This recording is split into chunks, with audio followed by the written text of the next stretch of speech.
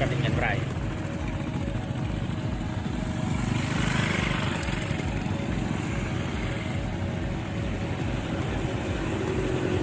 В Индонезии поймали крокодила весом полтонны. Местные жители уверены, что это демон животное убили и вывезли на бульдозере.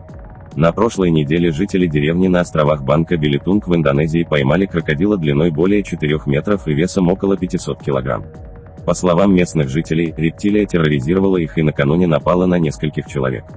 Крокодила поймали сетями с острыми лезвиями в реке Каюбисе. Через 2 дня в неволе животное скончалось от истощения. Жители отказались передать тело защитникам животных. Они заявили, что это рептилия, крокодил-демон, и деревня будет проклята, если его похоронят в другом месте. Более того, жители настаивали, чтобы голову крокодила и остальную часть туши закопали отдельно. Для того, чтобы перенести тело от реки к полю, понадобился бульдозер. Как сообщает Daily Mail, агентство по сохранению ресурсов накануне пыталось договориться с жителями о том, чтобы перевести крокодила в другое место, однако те наотрез отказались по религиозным соображениям.